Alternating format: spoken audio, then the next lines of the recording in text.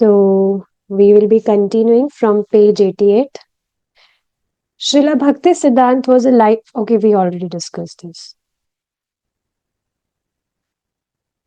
So we need to continue from page 89, जहां पर हमने डिस्कस किया था कि जब कोई भी भक्त पुस्तक वितरण करते थे और वो एक पुस्तक भी वितरित कर पाते थे, तो उसके लिए भी श्रीला भक्ति सिद्धांत सरस्वती ठाकुर उन्हें बहुत प्रेज करते थे, that you are so nice. तो ठीक है, now moving forward. He would say in Bengali, प्राण आचे यार से हेतु प्रचार, a person must have life to be a preacher, a dead man can not preach. Now this is quite amazing. एक जीवित व्यक्ति ही प्रचार कर सकता है, तो जब तक व्यक्ति मतलब भक्त, जब तक वह जीवित है तो उसको प्रचार करना ही चाहिए. करना चाहिए नहीं, करना ही है. Must have. So it should preach. क्योंकि एक जो मृत व्यक्ति है वो तो प्रचार नहीं कर सकता है. और स्पेशली आप देखेंगे, भक्त ही है जो भगवान के विषय में किसी व्यक्ति को बता सकते हैं. I was hearing a lecture जिसमें इस तरह से बताया जा रहा था कि जब आप भगवान के विषय में किसी को बताते हैं तो वास्तव में आप उन्हें भगवान दे रहे हैं. You are giving Krishna to that person. क्योंकि जब आप इस तरह से उसे भगवान की बात बता रहे, भगवान की बात भगवान से तो अलग नहीं है, राइट? तो जब आप उन्हें कृष्ण के विषय में बता रहे हैं, उन्हें आप हरि नाम के विषय में बता रहे हैं, बुक्स के विषय में बता रहे हैं, so you are actually giving him Krishna. कितनी लाइक अमेजिंग चीज है ये. और आप देखिए ना, भगवान स्वयं चाहते हैं कि उनके भक्त औरों से उनके विषय में कहें. एक तरह से देखना चाहिए कि भगवान ने कितना पावर दिया हुआ है डिवोटीज को, क्योंकि डिवोटीज ही है जो दूसरों को भगवान के विषय में बता सकते हैं. और जो भी व्यक्ति भक्ति नहीं कर रहा वो तो मरे बराबर ही है. वही चीज यहाँ बताई जा रही है कि एक मरा हुआ आदमी प्रचार नहीं कर सकता है. आयुर्हरति वै पुंसाम इत्यादि श्लोक आप जानते हैं. जो व्यक्ति भगवान की भक्ति कर रहा है, जिस क्षण, बस उसी क्षण वास्तव में वह जी रहा है, बाकी समय वह मर ही रहा है. मतलब जो सूर्य है वो उसकी आयु को काट ही रहा है. ठीक. When some of his preachers who had gone to chant and speak reported that no one had attended their meeting, Srila Bhaktisiddhanta replied, "That does not matter. The four walls will hear you. This is sufficient." आप देख रहे हैं, Srila भक्तिसिद्धांत Saraswati Thakur is amazing. ठीक है भाई, प्रचार. अब जैसे एक बार क्या हुआ था, कुछ जो प्रचारक थे वो गए थे प्रचार कार्य के लिए, तो वहां उन्होंने बताया कि हमारी तो कोई मीटिंग में आया ही नहीं. तो शिला शिला भक्तिसिद्धांत सरस्वती ठाकुर ने, कोई बात नहीं, कोई भी नहीं आया तो जो दीवारें हैं, चार दीवारें, वो तुम्हें सुनेगी. That is sufficient. तो देखिए, यहाँ से ही बेसिकली मैंने यहाँ से ही ये शिक्षा ली थी. क्लासेस जब स्टार्ट हुई थी, when I started discussing classes, तो मुझे खुद को उम्मीद नहीं थी कि कोई भक्त आएंगे क्या क्लास में. या अभी भी आप देखेंगे, काफी बार ऐसा होता है कि सिर्फ एक दो भक्त ही आकर रह जाते हैं. बट स्टिल मैंने बस उसी दिन ये डिसाइड किया था कि चाहे से कोई एक व्यक्ति भी आएंगे, I will I will preach, I will discuss these books like I am discussing in a crowd. क्योंकि आप देखेंगे, भगवान की भक्ति के लिए कोई एक व्यक्ति भी आ रहा है भगवान के विषय में सुनने के लिए, वह भी बहुत महत्वपूर्ण है.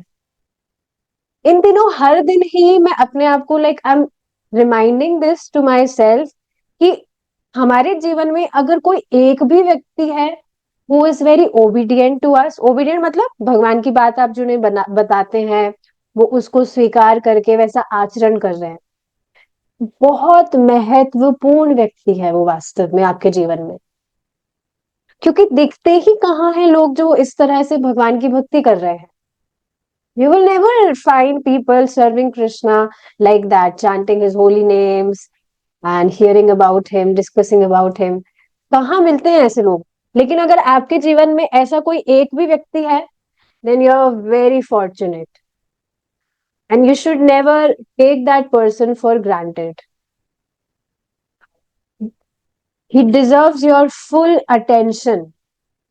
पूरा अपना उस व्यक्ति को, मतलब जो भी भगवान आपके पास में भेजे हैं प्रचारित होने के लिए, you should take care of him like your own child. इस तरह से समझना चाहिए ये चीज. तो ये बहुत अमेजिंग चीज है कि ठीक है, कोई भी नहीं है सुनने को तो दीवारों को सुनाओ. That is sufficient. Don't be disappointed. Go on chanting. And in commenting on the fact that some of his disciples had fallen away, some of the soldiers will die, he said.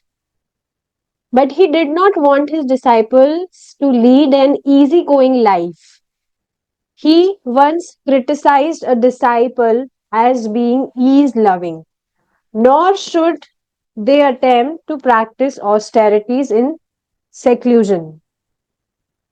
He would sing a song of his own composition. Mana tumi kisir Vaishnava. My dear mind. Mana tumi kisir Vaishnava. My dear mind. What kind of Vaishnava are you? You are chanting Hare Krishna in a solitary place, imitating the great saints Haridas Thakur and Rup Goswami, but your meditation is actually to think of women and money. Your mind is filled with such dirty things, so your bhajan is simply cheating.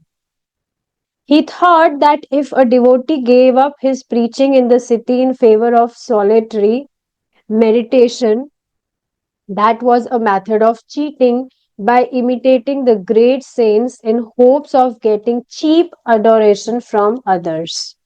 Therefore, Srila Bhakti Siddhant never liked to open a branch of the Gaudiya Math in a place that was not very much populated. देखिए बहुत amazing चीजें यहाँ पर क्या बताई जा रही है कि श्रीला भक्तिसिद्धांत सरस्वती ठाकुर यही बताते हैं दैट डोंट बी डिसअपॉइंटेड.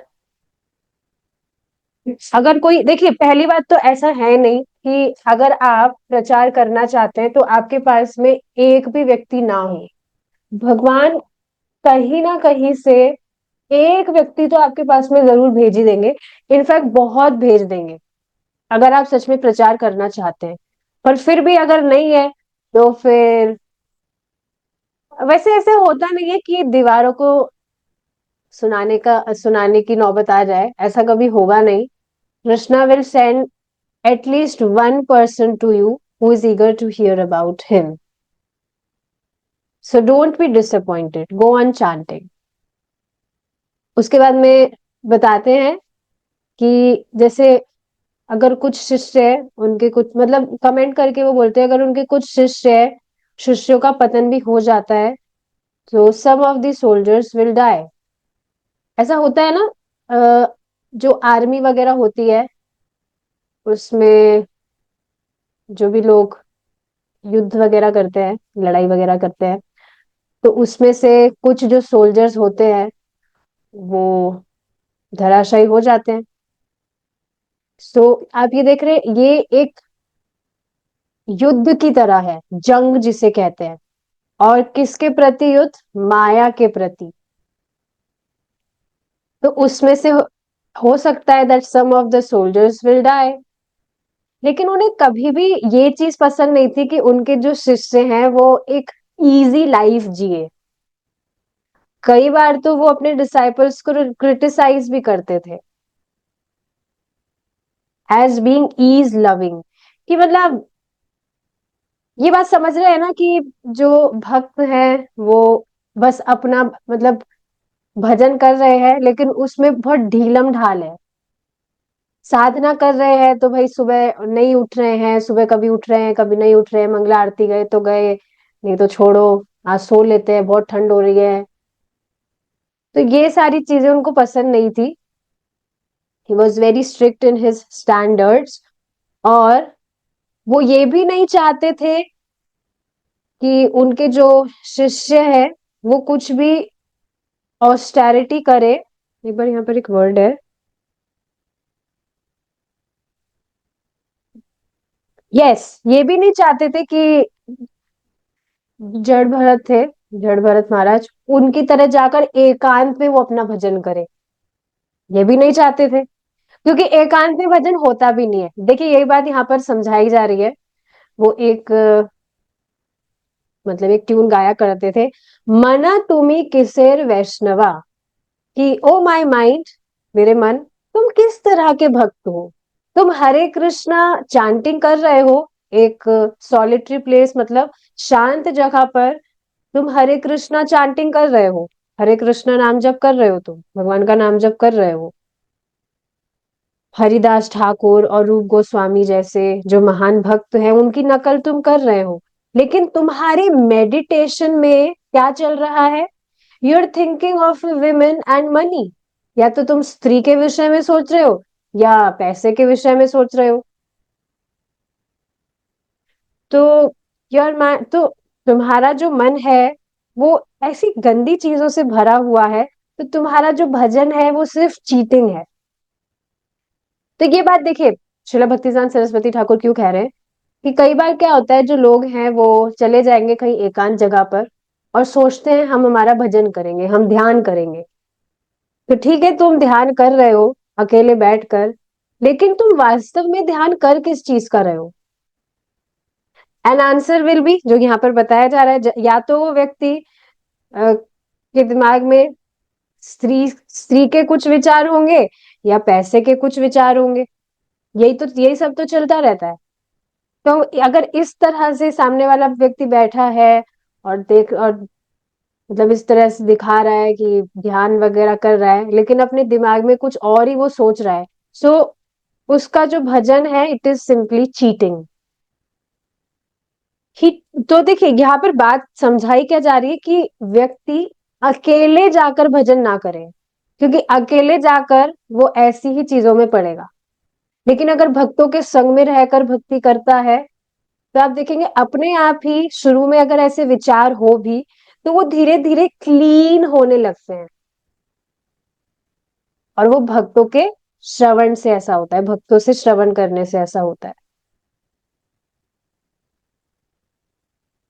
तो हमेशा उन्होंने यही सिखाया है कि डिवोटीज को सिटी में प्रचार करना नहीं छोड़ना चाहिए, और कभी भी ये नहीं सोचना चाहिए कि मैं तो, यहाँ पर बहुत डिस्ट्रैक्शन है, बहुत डिस्टरबेंस है यहाँ पर, क्योंकि यहाँ भीड़ बहुत है, तो मैं अकेले जाकर कहीं एकांत में बैठकर मेरा भजन करूंगा। इस तरह से जब हम जो पूर्व आचार्यगण रहे हैं उनका अनुकरण करने का ट्राई करते हैं, अनुकरण मतलब उनका नकल करने का हम ट्राई करते हैं, तो फिर वो चीटिंग, हम अपने आप से चीटिंग ही करेंगे वास्तव में, क्योंकि हमारा स्तर वैसा है ही नहीं। So yes, this one should understand. तो शिला भक्तिसिद्धांत सरस्वती ठाकुर को कभी पसंद नहीं था कि उनका गौड़िया मठ ऐसी जहां पर वहां ऐसी जगह पर खुले जहां पर ज्यादा लोग ना हो, ज्यादा से ज्यादा लोगों को भगवान का संपर्क देना उनका मिशन है। Abhay went on listening to his spiritual master at every opportunity, but rarely did Abhay put a philosophical inquiry before him. He preferred simply to listen. Srila Prabhupada, I never asked my spiritual master a question except one. How shall I serve you? तो अभय हमेशा अपने गुरु महाराज को जब भी उन्हें मौका मिलता था वो उनको सुनते थे, और कभी भी वो कुछ क्वेश्चन वगैरह नहीं करते थे, क्योंकि उनके गुरु महाराज जिस तरह से सारी चीजें एक्सप्लेन करते थे उन्हें बहुत अच्छे से क्लियरली, मतलब देखिए उनके गुरु महाराज जो भी बातें एक्सप्लेन करते थे वो एकदम टू द पॉइंट होती थी, कुछ भी घुमा के फिरा के तो कुछ बात होती ही नहीं थी। और उनको कुछ फिलोसफिकल कभी कुछ डाउट होता भी नहीं था, तो वो बस सुनते थे अच्छे से। और इस तरह से श्रीला प्रभुपाद जी बता रहे हैं कि मैंने अपने गुरु महाराज से कभी कोई क्वेश्चन नहीं किया, एक क्वेश्चन के अलावा। How shall I serve you? मैं कैसे आप मैं कैसे आपकी सेवा कर सकता हूँ?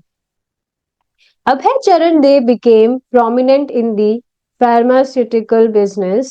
He worked well for Bose Laboratory, and other companies wanted him as their agent. He had hopes of becoming rich. Srila Prabhupada, my Guru Maharaj ordered me, you do this. But I thought, let me first of all, become a rich man. Then I shall do. In the beginning, I was thinking, now my god brothers have taken sannyas. They are begging from door to door. Why shall I beg? Let me earn money and start Krishna consciousness. और क्या यही गलती सब नहीं करते? श्रीला प्रभुपाद जी बता रहे हैं यहाँ पर कि उनके गुरु महाराज ने उनको आज्ञा दी कि आप ये करिए, पर वे सोचते थे कि पहले मुझे एक रिच मैन, एक बढ़िया पैसे वाला आदमी मैं बन जाऊं, उसके बाद में मैं करूंगा। शुरू में मैं इस तरह से सोचता था कि अब मेरे जो गुरु भाई हैं वो सन्यास हो गए, उन्होंने सन्यास ले लिया, तो अब वो they are begging from door to door, तो मुझे मैं क्यों बैग करूंगा? मुझे बहुत सारा पैसा पहले कमाना है, कमाने दीजिए, उसके बाद में मैं कृष्ण भावना में स्टार्ट करूंगा। तो उनका जो बिजनेस था उसमें वो बहुत बढ़िया उनका चल रहा था और बहुत ख्याति भी उनकी हो गई थी। वो उसकी लेबोरेटरी में वो काम कर रहे थे। तो अब दूसरी जो कंपनियां थी वो भी चाहती थी कि वो जो अभय है वो उनके एजेंट बने। So he was hoping to become a rich man. लेकिन देखिए ऐसा कभी भी नहीं सोचना चाहिए। प्रभुपा जी बता रहे कि मैं शुरू में ऐसा सोचता था, जो सोचना ठीक नहीं था। तो देखिए ऐसा कभी भी नहीं सोचना चाहिए कि पहले मैं ये, बस पहले मैं ये कर लूं, इन सारी चीजों से मैं फ्री हो जाऊं, फिर तो भजन ही करना है, क्या दिक्कत है? क्योंकि देखिए वो दिन कभी भी नहीं आएगा जब आप पूरी तरह से अपनी जो भी सो कॉल रेस्पॉन्सिबिलिटीज हैं उससे फ्री हो जाएं। प्लस ऐसा एक भी दिन नहीं आएगा जिस दिन आपके जो दिमाग में प्लान्स चल रहे हैं अबाउट फ्यूचर वो खत्म हो जाएंगे। कभी भी वो plans, that those plans will never come to an end, this is for sure. तो ठीक है, आपके जो भी प्लान्स हैं, I am not asking you to quit your plans, जो भी फ्यूचर के प्लान्स है, पर भक्ति कॉम्प्रोमाइज करके आप ज्यादा अपने फ्यूचर प्लान्स पर फोकस कर रहे हैं, जो भी अपने फ्यूचर प्रोजेक्ट्स हैं, that is really not good. देखिए शुरू से ही एक चीज मैंने ऑब्जर्व की है कि like from the day when I came into Krishna consciousness, तो भक्तों के संग में होकर एकमात्र भक्ति ही है जो कंसिस्टेंटली हो पा रही है। नहीं तो मैं भी काफी सारे प्लान्स बनाती रहती हूँ, मुझे ये करना है वो करना है, पर भक्तों के संग में रहकर जिस तरह से कंसिस्टेंटली भक्ति हो पा रहा है, नियमित रूप से नाम जप, श्रवण कीर्तन और इस तरह से बुक रीडिंग वगैरह, वैसे कंसिस्टेंटली आज तक मैं कभी भी कुछ फॉलो नहीं कर पाई, कभी भी नहीं। ये तो मेरा रिकॉर्ड है। प्लान्स में बहुत बनाती थी, अलग अलग टाइम टेबल, ये टाइम, अभी भी यहाँ पर एक टाइम टेबल चिपकाया हुआ है, इस समय में मृदंग प्रैक्टिस करूंगी, ये करूंगी वो करूंगी, पर कुछ भी फॉलो नहीं हो पा रहा है। पर एकमात्र भक्तों के संग में ही जो भजन है वो हो पा रहा है। तो देखिए ये बात समझ लीजिए, जो भी आपके प्लान्स है यू जस्ट डू दैट, आपका साइड में करते रहिए, पर भक्तों का भक्तों की शरण कभी मत छोड़िए। भक्तों के पैर पकड़ लीजिए, मतलब उनका संग पकड़ लीजिए, और बस उनके साथ में आप जो भी चांटिंग हियरिंग आपका हो जाएगा वो हो ही जाएगा। नहीं तो आप देख रहे हैं टाइम इतना तेजी से बीत रहा है, पता ही नहीं चलेगा कि कब बुढ़ापा आ गया, और फिर पीछे देखेंगे अरे हम तो कुछ कर ही नहीं पाए, हमारा तो पूरा जीवन ऐसे ही निकल गया। जैसे अभी 2 दिन पहले मेरे फोन पर, इस पर फोन पर नोटिफिकेशन आया था दैट आज आपके यूट्यूब चैनल का बर्थडे है। मतलब 1 साल हो गया यूट्यूब चैनल क्रिएट किए। मैं देख रही थी 1 साल इतनी जल्दी निकल भी गया, पता ही नहीं चला। See, time is running very quickly. बहुत तेजी से टाइम निकल रहा है। तो भक्तों के संग में आप जो भक्ति कर पा रहे हैं, एकमात्र वही क्षण आप जी रहे हैं, जो कुछ भी आप कृष्ण के लिए कर पा रहे हैं। So we should never think कि, मतलब we should never compromise our bhakti to accomplish our whatever future projects and plans. वो बहुत बड़ा एक ट्रैप है माया का, अगर इस तरह से आप कुछ प्लानिंग कर रहे हैं तो। The biggest pharmaceutical company in India, Bengal Chemical, made him an offer. But when they did not fulfill all his conditions, he turned them down. Though later he regretted it. Still, there were good signs. The astrologer had predicted he could become one of India's richest man, and Dr. Karthik Bose had told his father-in-law he is a very intelligent man. But there were also other signs. As many accounts as he had secured by his wide travels, there were also that many bills to collect. Many of the accounts began to fall down in their payments, and the accumulated debt began to grow. Anaway had enemies. The manager who had taken over Abhay's old position as office manager with Bose Laboratory in Calcutta tried to turn Dr. Bose against Abhay, insinuating that he was too independent. They had heard of his negotiating with Bengal Chemical, and the new manager attributed the accumulating debt of Abhay's lack of loyalty to Home Office. Karthik Bose remained favorably inclined towards Abhay, but when the debt became a financial strain, he went to Allahabad to investigate. At Prayag Pharmacy, he spoke with Dr. Ghosh, who told him he is a very honest man. It is no fault of his. In good faith, he gave all these chemists drugs and credit, but he can't realize the money. All right, Dr. Bose said, but I can't go on giving him money. Abhay went over the accounts with Dr. Karthik Bose, and they both agreed that the best way to settle the matter was for Dr. Bose to take over the Prayag pharmacy and all of Abhay's account. Thus, Abhay was absolved of debt but unemployed. अब देखिए हुआ क्या था। ऐसा ही कुछ होता है, देखिए क्या हो रहा है यहाँ पर कि बड़ी एक कंपनी थी भारत में, जो बंगाल केमिकल करके एक बड़ी कंपनी थी। तो उन्होंने क्या किया, अभय को ऑफर किया कि आप हमारी कंपनी ज्वाइन करिए और हम इस तरह से आपको, मतलब अभय देख रहे थे कि बहुत बढ़िया प्रॉफिट है यहाँ पर, तो मैं ये ज्वाइन कर लेता हूँ, बढ़िया अपॉर्चुनिटी मिली है। तो हुआ क्या, बाद में जब, मतलब उनकी जो भी कंपनी की जो भी कंडीशंस थी उसको जब अभय फुलफिल नहीं कर पाए थे, तो फिर उन कंपनी वालों ने उन्हें निकाल दिया, अभय को कंपनी से काम से निकाल दिया। और बाद में अभय, मतलब ही वॉज रेग्रेटिंग, उनको थोड़ा पछतावा हो रहा था कि मैंने ये कंपनी ज्वाइन की ही क्यों, पहले जो काम कर रहा था वही बढ़िया था। लेकिन फिर भी, मतलब कुछ good, there were good science. जो एस्ट्रोलॉजर था उसने प्रेडिक्ट किया हुआ था कि अब है आगे जाकर he would become one of India's richest man. और कार्तिक, जो डॉक्टर कार्तिक बोस हैं, कौन है वो, शिला प्रभुपाद जी के फादर के, वॉज अ गुड फ्रेंड। तो उन्होंने भी इस तरह से बताया हुआ था that Abhay is a very intelligent man. तो अब आगे जाके क्या हुआ,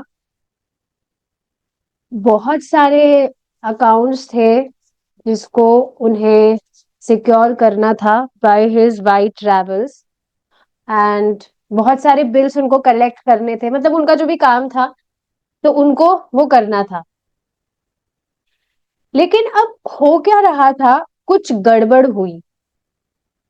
उनके जो अकाउंट्स थे began to fall behind in their payments and accumulated debt began to grow until he owed Boss Laboratory a total of 10,000 rupees। तो मतलब अब कुछ लोन वगैरह की बात यहाँ पर हो रही है, उनका कुछ कर्जा वगैरह बढ़ रहा था। उन्होंने बोस की लेबोरेटरी ली थी कुछ 10,000 रुपए में, मतलब शायद कुछ रेंट वगैरह की बात है। तो अब वो बढ़ रहा था क्योंकि वो कुछ चुका नहीं पा रहे थे। और अब अभय के कुछ शत्रु भी थे। एक जो व्यक्ति जो जहां पर पहले अभय काम कर रहे थे बोस की लेबोरेटरी में as a manager, office manager, तो अब दूसरे व्यक्ति ने उनकी जगह ले ली थी। और वो व्यक्ति अभय के खिलाफ भड़काने का ट्राई कर रहा था डॉक्टर बोस को। तो इस तरह से बेसिकली कुछ यहाँ पर घपलेबाजी हुई थी, जिसकी वजह से जो अभय हैं वो कर्जे पर आ गए थे, कर्जा हो गया था मतलब उन पर। तो बाद में क्या हुआ, मतलब ये सारी चीजें डिस्कस करने के बाद में जो डॉक्टर बोस हैं, कार्तिक बोस, उन्होंने अभय को उनके कर्जे से छुटकारा तो मतलब दिलवा दिया। He took all his accounts on his head, क्योंकि वो मतलब उनके जानकार थे, he was like his child. तो उन्होंने उनको सारे कर्जे से मुक्त तो कर दिया था। But now Abhay was unemployed, बेरोजगार हो गए थे, काम नहीं था। Atul's brahmachari approached him. Why don't you come to the mutt? Now you are free. Abhay began to visit more frequently the nearby Rup Goswami mutt, where the Gaudiya mutt men, in their renounced brahmachari spirit, suggested that he depend completely on Krishna, give up the world, move in with them, and become a full-time preacher. But for Abhay, there was no question of abandoning business. If he did, what would happen to his wife and children? He and Radharani now had a third child, a son, so the financial responsibility was increasing. The brahmacharis were well intentioned in asking him to renounce the world, and it was fine for them to do so, but Abhay could not take it very seriously. अब जो अतुलनंद ब्रह्मचारी हैं, गौड़िया मठ के जो भक्त हैं, उन्होंने अभय से कहा कि अब तुम मठ क्यों नहीं ज्वाइन कर लेते, अब तो तुम फ्री हो, कुछ काम धंधा नहीं है अब तो मठ क्यों नहीं ज्वाइन कर लेते हो। तो उस समय अभय मतलब उनका भी मठ में बहुत बार अब आना जाना होता रहता था, जहां पर सारे ब्रह्मचारी रहते थे। रिनंस्ड ब्रह्मचारी means they only live in आश्रम, इन मठ। और सारा कुछ भी मतलब जो भी बाहर की जो भी रेस्पॉन्सिबिलिटीज हैं, उन सबको, उन सबसे फ्री होकर they were living in ashram, and their only duty was to preach and to serve Krishna in that way। तो उन सब ने उनको यही बात समझाई कि हम सभी कृष्ण पर पूरी तरह से आश्रित है, Krishna is maintaining us, so you also completely depend on Krishna, just give up this world. जो भी ये मतलब बाहर की जो दुनिया है, सब कुछ छोड़कर बस भगवान की भक्ति में लग जाओ अच्छे से, and depend on Krishna completely. पूरी मतलब पूरी तरह से मठ में शिफ्ट हो जाओ and become a full time preacher. लेकिन अभय के लिए उनका बिजनेस छोड़ने का कोई सवाल ही नहीं था कि वो छोड़कर सब कुछ इस तरह से मठ ज्वाइन कर ले। अगर ऐसा वे करते तो फिर उनके बच्चे और जो उनकी वाइफ है उनका क्या होता। अब उनकी तीसरी संतान भी थी, अ सन। तो उनकी जो फाइनेंशियल रिस्पॉन्सिबिलिटी थी वो और बढ़ रही थी। ब्रह्मचारी ने जो उनको ये सजेशन दिया, उनका जो इंटेंशन था, इट वाज वेरी गुड। लेकिन अब है ये सब अभी नहीं करना चाह रहे थे, because he has his family responsibilities, जो कि ठीक भी था। Without work he was in a critical situation. but he remained confident and eager to take on new employment. There were other companies that would like to have him as their agent, and some of his old customers wanted him to service them if he were not boss man. Abhay thought after about starting his own pharmaceutical laboratory. Finally, he decided he would start his own factory, but in a much bigger city than Allahabad. He settled on Bombay. तो अब उनकी जो situation थी वो थोड़ी critical थी क्योंकि काम कुछ था नहीं, मिल नहीं रहा था, but still he remain confident. उनको विश्वास था कि उन्हें जल्दी एक नया कुछ जॉब एम्प्लॉयमेंट उनको मिलेगा. तो कुछ कंपनीज थी जो उन चाहती थी कि वो उन्हें ज्वाइन कर ले एज अ एजेंट, उनके साथ वर्क करे. उनके कुछ पुराने जो कस्टमर्स थे वो चाह रहे थे कि वो उनके साथ काम करे. लेकिन यहाँ अभय सोच रहे थे कि वो खुद का ही अपना एक बिजनेस स्टार्ट करे. तो उन्होंने फाइनली सोचा कि वो अपनी खुद की एक फैक्ट्री खोलेंगे, लेकिन एक बड़े शहर में, इलाहाबाद से भी बड़े शहर में. तो अब वो बॉम्बे में सेटल हो गए. He decided that his family should remain in Allahabad and he and his brother would travel to Bombay, take an apartment, and survey the prospects for starting a factory there. Although Radharani was used to her husband's traveling, it had never been as extended as this promised to be. Abhay talked with her, explaining that his recent business loss had been the arrangement of Krishna. Now, again, to provide for his family, he would have to start a large business, and that could best be done in a major city like Bombay. But family life in Ahmedabad would be temporarily disrupted. He set up a very small pharmaceutical manufacturing operation there in Allahabad, but his nephew Tulsi in charge and left for Bombay with his brother. तब क्या हुआ? सब सोच मतलब वो चाह रहे थे कि उनकी जो फैमिली है वो तो यहीं पर इलाहाबाद में ही रहे, और टाइम टू टाइम वे और उनके भाई बॉम्बे में ट्रैवल करेंगे, वहां पर एक अपार्टमेंट लेंगे और वहां पर एक फैक्ट्री खोलेंगे. तो इस तरह से वो सोच रहे थे. अभय ने मतलब अभय ने अपनी वाइफ से बात भी की इस विषय में, explaining him about his business. जो भी उन्हें अभी लॉस हुआ वो कृष्ण का ही प्लान था, but now I am working to open a large factory, a large business, start a large business जो कि एक बड़े शहर में ही सक्सेसफुल हो सकता है जैसे कि बॉम्बे. लेकिन अब जो फैमिली है वो इलाहाबाद में है, तो अब ये एक डिस्टर्ब हो जाएगा. मतलब एक बाधा होगी कि बिजनेस के कारण इधर से उधर बार बार ट्रैवल करना होगा.